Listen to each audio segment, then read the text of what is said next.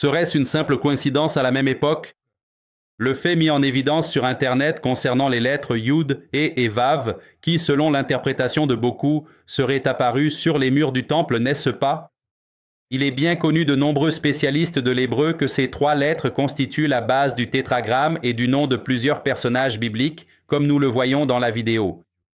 Il en a été de même pour l'interprétation initiale du fait lors d'études débattues par des personnes renommées de l'université de Haïfa en Israël à propos de la découverte de la tablette de la malédiction du mont Ébal.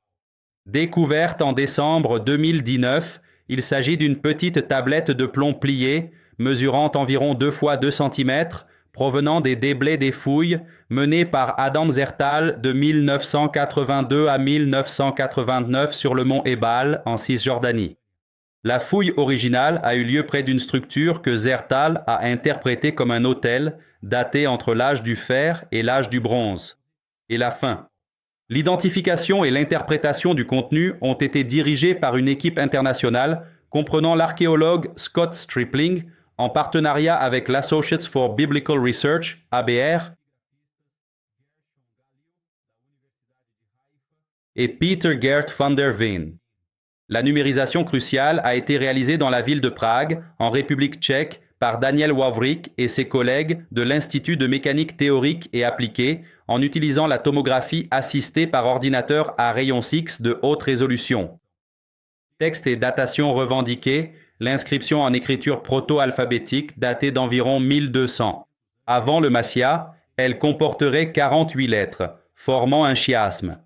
La traduction, proposée par le professeur épigraphiste Gershon Galil de l'université de Haïfa, figure dans la description et les sources de la vidéo. Selon lui, il s'agissait d'une malédiction faite au nom de l'Élohim d'Israël. Tout comme sur les murs, le nom a été cité avec les 3 lettres Yud, He et Vav à 2 reprises dans le texte, c'est-à-dire une abréviation du tétragramme ou nom à 4 lettres de l'Élohim d'Israël. Vous devez vous demander pourquoi une malédiction? Pour comprendre, la montagne citée par Moïse était le mont Ébal. Dans la Bible, cette référence apparaît dans le livre du Deutéronome, chapitre 27, verset 13. Le texte dit ce qui suit, et ceux-ci seront sur le mont Ébal pour proférer la malédiction. Ruben, Gad, Asher, Zabulon, Dan et Nephtali.